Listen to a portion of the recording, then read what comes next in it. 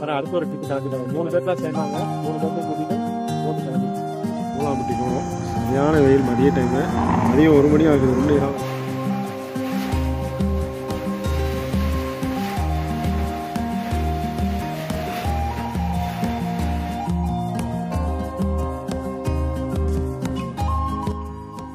சூப்பராக இருக்குது.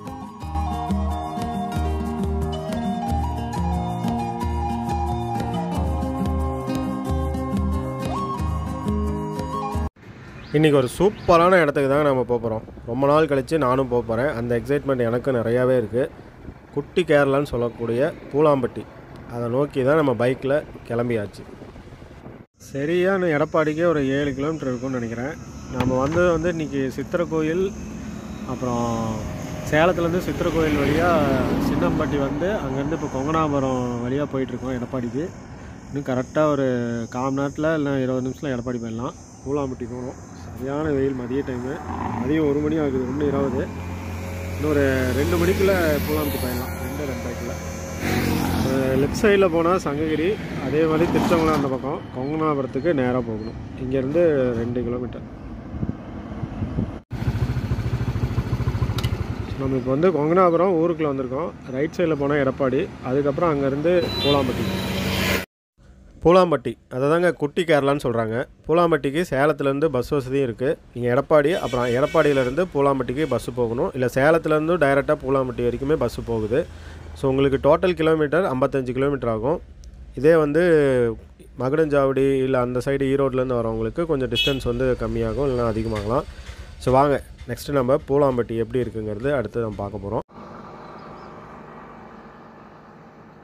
அதான் கொங்கனாபுரத்துலேருந்து எடப்பாடி ரோடு வந்திருக்கோம். எடப்பாடி வந்து ஒரு 2 கிலோமீட்ரு, இப்படி பார்த்தாலும் ஒரு 10லேருந்து 12 கிலோமீட்ரு பூலாம்பட்டி இங்கேருந்து.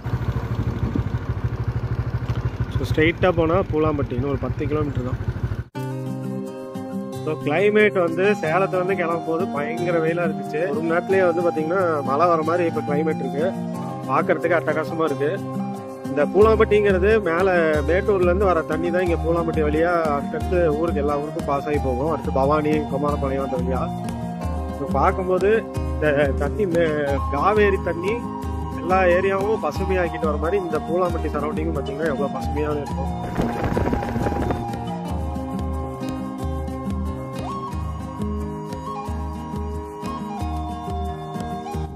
கிட்டத்தட்ட ஒரு மணி நேரத்துக்கு முன்னாடி வந்து சேலத்தில் வெயில் பொழந்து எடுத்துகிட்டு இருந்துச்சு. இங்கே எப்படா இருக்கும்னு நினச்சிட்டு இருந்தேன். இங்கே குளிரே ஆரம்பிக்க மாட்டிருக்கு, அந்தளவுக்கு கிளைமேட் இருக்குது. மழை இன்னும் கொஞ்சம் நேரத்தில் பிச்சுக்கிட்டு ஊற்ற போகுது. ஏன்னா அந்த சைட்லாம் மழை வர ஆரம்பிச்சிருக்கு. அடுத்து பூலாம்பட்டின்னு ஒரு 10 நிமிஷத்தில் போயிடுவோம். இங்கே பார்த்தீங்கன்னா மழை இனிமேல் தான் ஸ்டார்ட் ஆகுது. இந்த சைட்லாம் மழை வர மாதிரி இல்லை. ஆனால் இந்த பக்கம் பார்த்தீங்கன்னா சரியான மழை. எங்கள் ஊர் பக்கம் ஜலாண்டாபுரம் பக்கம்லாம் மழை பெய்ய ஆரம்பிச்சிருக்கோம். பார்க்கலாங்க பூலாம்பட்டியில் மழை வருதா. ஸோ நீங்கள் வந்து பூலாம்பட்டி இன்றைக்கி வந்ததுக்கு பரவாயில்ல, ரொம்ப யூஸ்ஃபுல்லாக இருக்குது. கிளைமேட்டும் வந்து அந்தளவுக்கு ஹீட்டாலாம் இல்லை. ஸோ நம்ம சேனல் வந்து இப்போ தான் ஃபஸ்ட் டைம் பார்க்குறீங்கன்னா சப்ஸ்கிரைப் பண்ணிக்கோங்க. ஸோ வாங்க அப்படியே போகலாம்.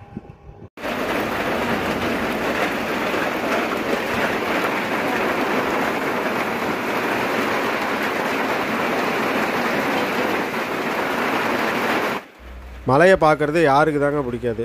மழை, அதுவும் கிராமத்து சைடெலாம் மழை வந்துச்சுன்னா பட்டையை கலப்பு அந்தளவுக்கு மழை வரும். அதுவும் இடியும் மின்னலோடு சேர்ந்து காற்று வேறு அடிக்க ஆரம்பிச்சிது. கொஞ்சம் நேரத்துக்கு அப்புறம் மழையோட வேகமும் அதிகமாக இருந்தது. சரி எப்படியா இருந்தாலும் இன்றைக்கி வந்து பூலாம்பட்டி போகாமல் கிளம்புறதில்ல அப்படின்னு அங்கேயே நின்றுட்டேன். ரொம்ப ஈவினிங்காக இருந்தால் கூட நான் அப்படியே ரிட்டன் சேலம் வந்திருப்பேன். காரணம் வந்து மதியம் 1:30 மணிக்கு இவ்வளோ மழை பெஞ்சுது. சரி எப்படி இருந்தாலும் இன்றைக்கி மழை ஒரு 1/2 நாளில் விடும், பார்த்துடலாம் அப்படின்னு நின்றுட்டு இருந்தேன். டைம் ஆக காற்றும் பயங்கரமாக அடிக்க ஆரம்பிச்சிது. மழையோட வேகமும் அதிகமாக இருந்தது.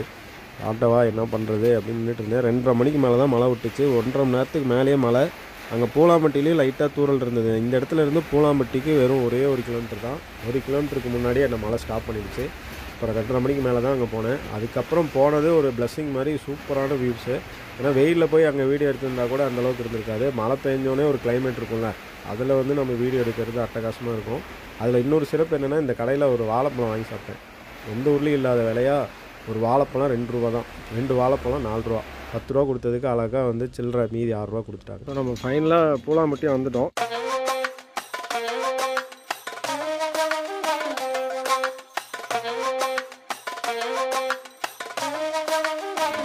போட்டிங் வந்து இங்கேருந்து அந்த கரைக்கு போகிறதுக்கு வந்து பார்த்திங்கன்னா 10 ரூபா. அந்தாண்டியெல்லாம் ஊர்லாம் இருக்குது, சும்மா அங்கே போய் சுற்றி பார்க்குற மாதிரிலாம் எதுவும் கிடையாது.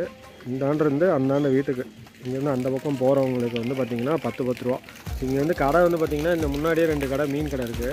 சபரி மெஸ் அப்படின்னு சொல்லி அங்கே ஒன்று வச்சுருக்காங்க. அதனால செல்வி மெஸ்னு ஒன்று இருக்குது. ஸோ இந்த இடம் வந்து பார்க்குறதுக்கு பார்த்திங்கன்னா இந்த பின்னாடி மலையெல்லாம் இருக்கிறது வந்து நல்லா சூப்பரான ஒரு வியூ பாயிண்ட்டு. இந்த இடம் மட்டும்தான் நம்ம பார்க்குற மாதிரி இருக்கும். மீதியெல்லாம் வந்து நம்ம அந்த இடம் போகிறதுக்கு வந்து இன்னும் கொஞ்சம் முன்னாடி போய் போனால் தான் நம்மளுக்கு அதை பார்க்குறதுக்கு. அதனால இது இருக்கும், பேரேஜ்னு சொல்லி அங்கே இன்னும் அதுக்கு முன்னாடி இன்னும் கொஞ்சம் போகணும். ஸோ போட்டு கிளம்புது, ஒரு ஆளுக்கு 10 ரூபா இந்த கரையிலேருந்து அந்த கரைக்கு போகிறதுக்கு. உங்களுக்கு எக்ஸ்ட்ரா சுற்றி காட்டணும் அப்படின்னா அதுக்கு தனியாக சார்ஜஸ். போட்டு கிளம்புதான்னு பார்ப்போம். கிளம்புனா வீடியோ வேணால் எடுத்துக்கலாம், ஏன்னா மழை வர்றதுக்கு போய் ரெடி பண்ணிகிட்ருக்காங்க போட்டை. ஸோ போட்டு வந்து இப்போ கிளம்புது. அந்த கரைக்கு போகிறவங்கலாம் பார்த்திங்கன்னா கிளம்புறாங்க. ஸோ 10 ரூபாயாட்டிருக்கு ஒரு ஆளுக்கு. இந்தாண்டு அந்தாண்டு போகிறது, அப்புறம் அங்கேருந்து இந்தாண்ட கூப்பிட்டு வரதுக்கு 10 ரூபா. அங்கேருந்து இங்கே கூப்பிட்டு வருவாங்க. ஆமாம், நீ அது 5 பேரா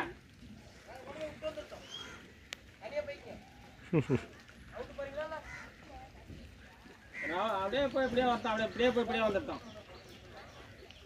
ஏம்பா அப்படியே போய் இப்படியே வரத்தாம்பா.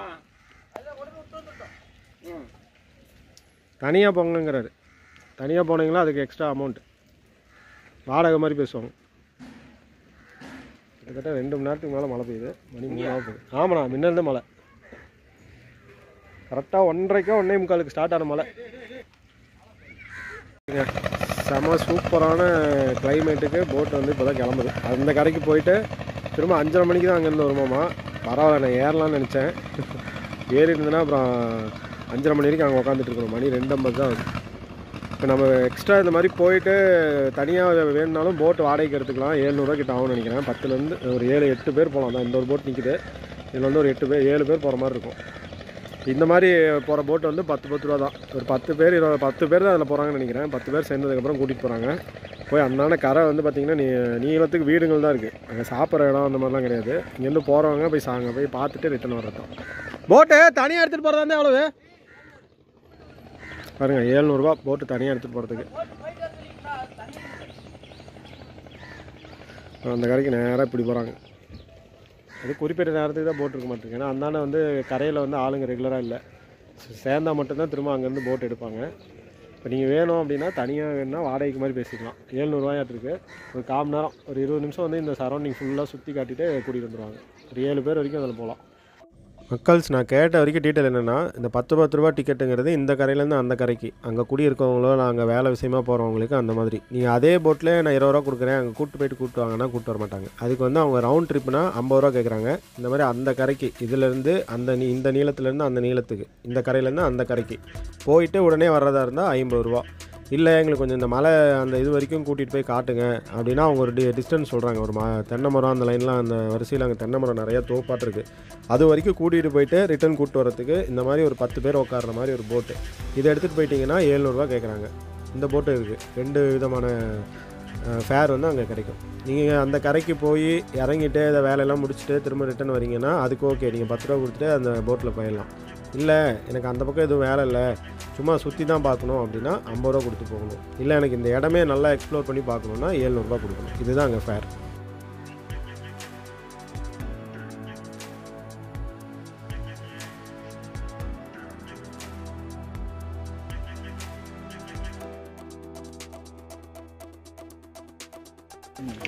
இப்போ படகு வந்து இப்போ இந்த படகு தான் நம்ம கிளம்ப போகிறோம். 50 ரூபா ஏன்னா இதில் இல்லையா? அதுலையா 50 ரூபாய்க்கு நம்ம அந்த போட்டு, சின்ன போட்டு. அதாங்கண்ணா, அதான் இதில் ஒரு 7 பேர் தான் உட்கார முடியும். இது கொஞ்சம்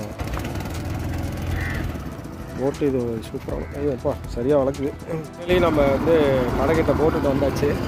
அந்த போட்டில் போகலான்னு பார்த்தோம்.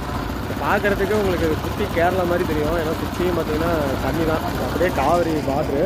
இந்த தண்ணி அப்படியே இருந்தாலும் பவானி சாகர் அப்படியே இது வரைக்குமே இந்த தண்ணி போயிட்டே இருக்குது. காவிரி போகலாமா இல்லை ஆறு பழுந்தோம்? கிளம்ப போகிறோம்.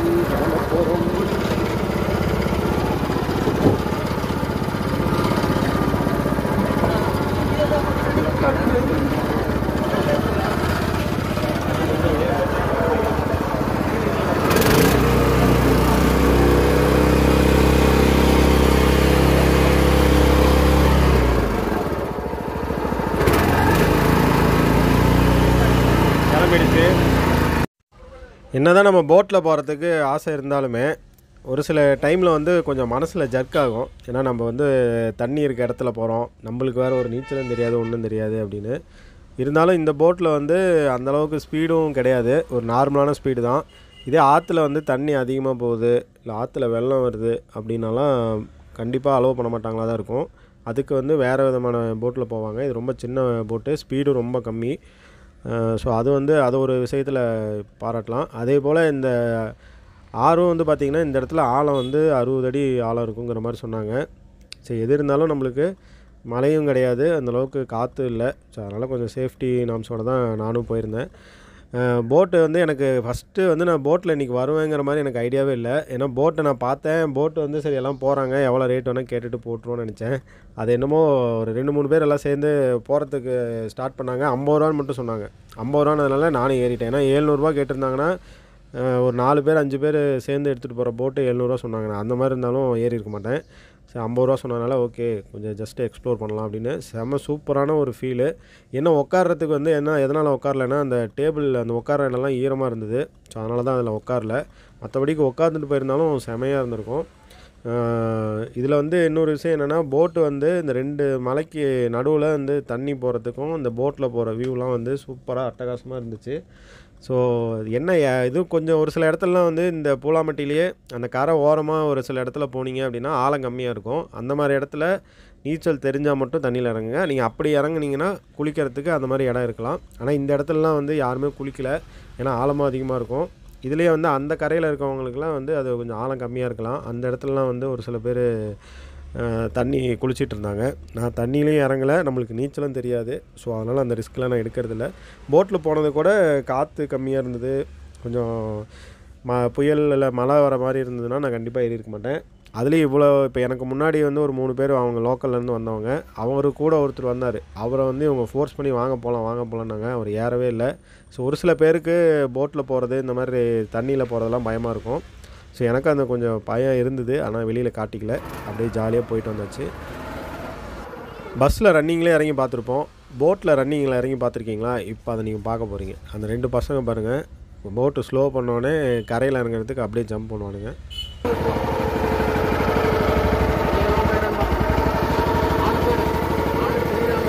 இந்த கரைக்கு அட்டு வந்தாச்சு. கரையிலேருந்து இப்படி இறங்காட்டிக்கு இந்த மாதிரி இது போட்டு பார்த்தேன்.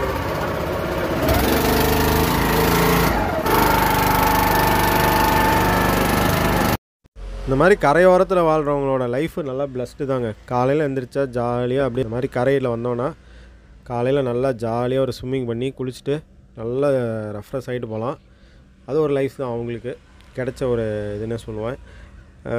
வண்டி வந்து கிட்டத்தட்ட எனக்கு இந்த ட்ராவல் வந்து ஒரு 1/4 மணி நேரம் ஆன மாதிரி எனக்கு ஒரு யோசனை. ஏன்னா இந்த லாஸ்ட்டு போகிறது ஒரு 10 நிமிஷத்துலேருந்து ஒரு 1/4 மணி நேரம்.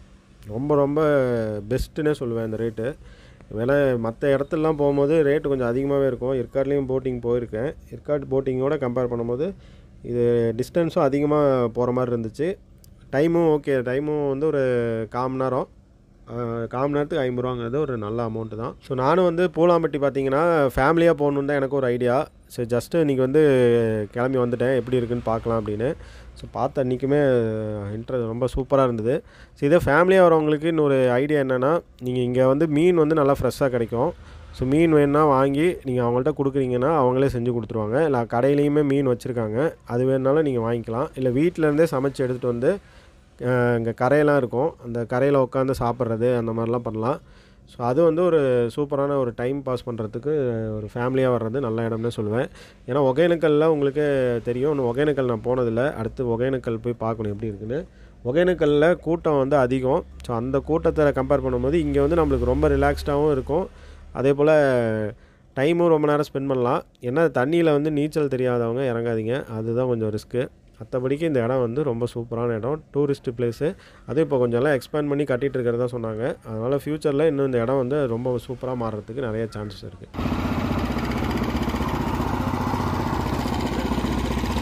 பூலாம்பட்டியில் அழகான ஒரு போட் ட்ரிப் ரைடு சூப்பராக போய்ட்டு வந்துட்டோம். நானும் இன்றைக்கி எதிர்பார்க்கவே இல்லை நம்ம இந்த மாதிரி போட்டில் போவோன்னு. பூலாம்பட்டி போட்டிங் சூப்பரான ஒரு போட்டு, 50 ரூபாய்க்கு ரொம்ப ஒர்த்துன்னு சொல்லுவேன். ஆனால் மற்ற ஊரில் காட்டிலும் இந்த ஊர் போட்டுக்கு வந்து காஸ்ட்டு செலவு பண்ணுறதும் கம்மி, டைம் ரொம்ப நேரம் போயிட்டு வர மாதிரி இருக்குது. 1/4 மணி நேரமே அந்த பக்கம் போயிட்டு வரதுக்கு 1/4 மணி நேரம் ஆகுது. ஸோ நெக்ஸ்ட் டைம் வந்தீங்கன்னா நீங்களும் ட்ரை பண்ணுங்கள். நம்ம பூலாம்பட்டி போட்டிங்க ஒரு ஆளுக்கு 4 பேர் 5 பேர் சேர்ந்தால் கூட கூட்டிகிட்டு போயிடுறாங்க. சேஃப்டியாகவும் இருக்குது. அதே போல் உங்களுக்கு டைமும் வந்து பார்த்திங்கன்னா ரொம்ப நேரம் வந்து போட் போயிட்டு வர மாதிரி இருக்குது. ஏன்னா இந்த கரையிலேருந்து அந்த கரைக்கு போயிட்டு வரதுக்கு 1/4 மணி நேரத்துக்கு மேலே ஆகுது. ஸோ ரொம்ப நேரம் டைம் ஸ்பெண்ட் பண்ணி போகிற மாதிரி ஒரு சூப்பரான ஒரு ஸ்பாட் தான் இந்த போட்டிங். மீன் வந்து அப்படி சூப்பராக இருக்குது அப்படின்னு. அந்த கொக்கு மீன் தான் சாப்பிடணும்னு எனக்கும் ரொம்ப நாள் ஆசை. கொக்கு மீன் வந்து மேட்டூர் போனால் சாப்பிடுவோம். இன்றைக்கி வந்து அடுத்த ஒரு ட்ரிப்பு கிளம்பிட்டாங்க. 3 பேர் தான் சேர்ந்தாங்க. 3 பேர்த்தையும் கூட்டிகிட்டு போட்டு கிளம்பிச்சு. இதில் முக்கியமான சொல்ல வந்தது என்னென்னா மீன். அடுத்து மீன் வந்து மீன் கடைக்கு போகலாம். மீன் வந்து இங்கே என்னென்ன கிடைக்கும் அப்படிங்கிறது எல்லாமே உங்களுக்கு எக்ஸ்பிளைன் பண்ணுறேன். நெக்ஸ்ட்டு நம்ம பார்க்க வேண்டிய கடை மீன் கடை. மீன் வந்து பார்த்திங்கன்னா இங்கே ஜிலேபி மீன் இருக்குது. அடுத்து வந்து இது வந்து பாறை. இது வந்து பார்த்திங்கன்னா கட்லா. கொக்கு மீன் கேட்டேன். கொக்கு மீன் இன்றைக்கி வரலையே. ஸோ இங்கே வந்து நம்ம சபரி மெஸ் இந்த கடையில் தான் இருக்கோம். சரி பார்க்கலாம். மீன் ஏதோ ஒரு மீன் டேஸ்ட் பண்ணி பார்க்கலாம். இப்போ ஸோ பாறை மீன் வந்து ட்ரை பண்ணி பார்ப்போம். இது எவ்வளோ 100 கிராம் பாறை மீன்?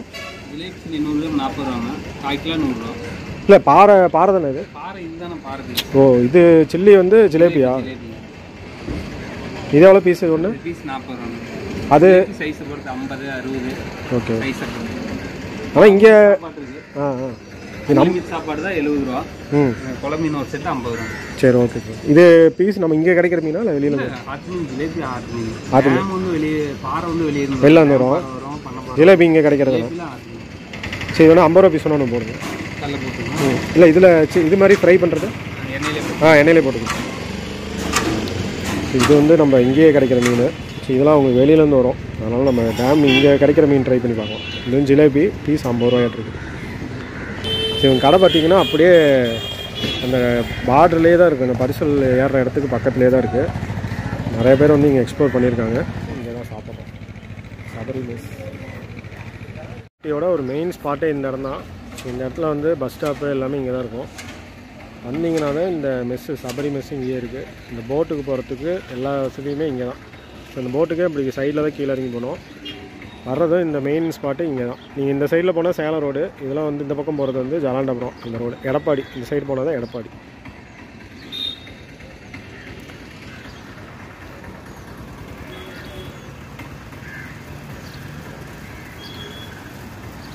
உண்டான மீன் வெந்துட்டுருக்கு. ஜிலேபியே சாப்பிட்டு பார்க்கலான்னு ஒரு மீன் போட்டாச்சு.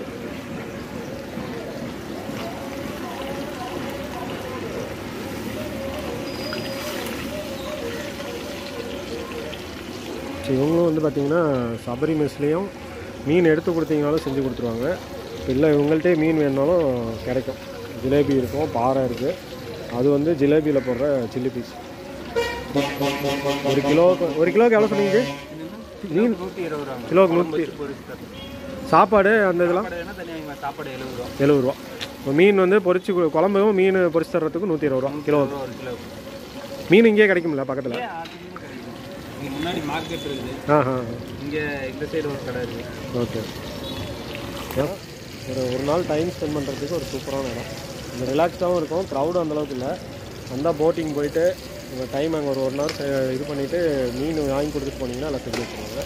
பக்கத்துலேயே இடம் இருக்குது, உட்காந்து சாப்பிட்டுக்கேன். எனக்கு சேலத்துலேருந்து அந்த பஸ் வந்துருக்கு. சேலம் எடப்பாடி பூலாம்பட்டி. ஸோ பஸ் ஸ்டாப்பும் இங்கேயே வந்து இறங்கிக்கும்.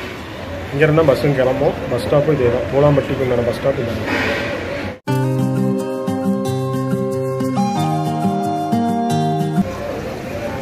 சரி இப்போ மீன் வந்து நம்ம மீன் போட்டாங்க, ரெடி ஆகிடுச்சு. அடுத்து டேஸ்ட்டு பார்த்துட்டு நான் சொல்கிறேன். ஜிலேபி எப்போவுமே மீன் நல்லாயிருக்கும். ஸோ இதே இங்கேயே கிடைக்கிற மீனுங்கிறதுனால டேஸ்ட் வந்து அது ஒரு தனி டேஸ்ட்டு தான். டேஸ்ட்டும் பார்த்தீங்கன்னா ஃப்ரெஷ்ஷாக போய் பிடிச்சி இப்போ ரெடி பண்ணிக்கிறதுனால டேஸ்ட்டு சூப்பராக இருக்கும். மீன் ரெடி.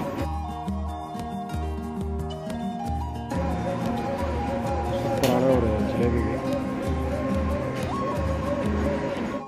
எல்லாம் மறுமுறை வெந்திருக்கு.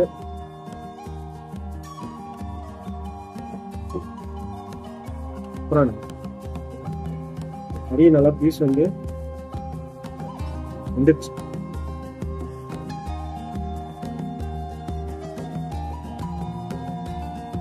சூப்பராக இருக்கு. நீங்களும் வந்தீங்கன்னா கண்டிப்பாக ட்ரை பண்ணுங்கள். ஃப்ரெஷ் மீனாகவும் இருக்குது. ஏன்னா நான் நல்லா இருந்தால் தான் நல்லா இருக்குன்னு சொல்லுவேன். மீன் சூப்பராக இருக்குது. ஃப்ரெஷ் மீனாகவும் இருக்குது, நல்லா வெந்திருக்கு. புது மீன்.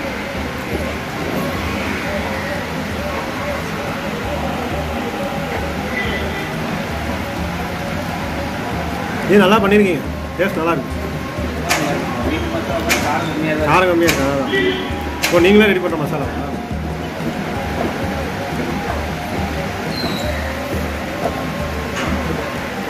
நெக்ஸ்ட் டைம் வந்தீங்கன்னா கண்டிப்பாக ட்ரை பண்ணுங்கள். சூப்பரான சாப்பாடு. ஸோ நானும் வந்து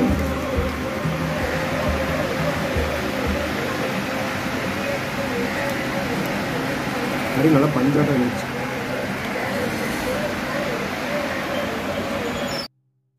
மதியம் போனீங்கன்னா இந்த கடையில் வந்து மீன் ஃப்ரையும் கிடைக்கும், அதே போல் மீன்ஸ் அதாவது சாப்பாடு, மீன் குழம்புல போட்ட மீன் அந்த மாதிரி எல்லாமே கிடைக்கும். ஸோ நான் சாப்பிட ஆரம்பித்தது கிட்டத்தட்ட 4 மணி ஆகிடுச்சு. அதனால் எதுவும் சாப்பிடல, ஜஸ்ட் அந்த மீன் ஒன்று வாங்கிட்டேன். ஜிலேபி மீன் நல்லா இருந்ததுனால அடுத்து பாறையும் ட்ரை பண்ணலாம் அப்படின்ட்டு ஒரு பாறை மீன் வாங்கியிருந்தேன்.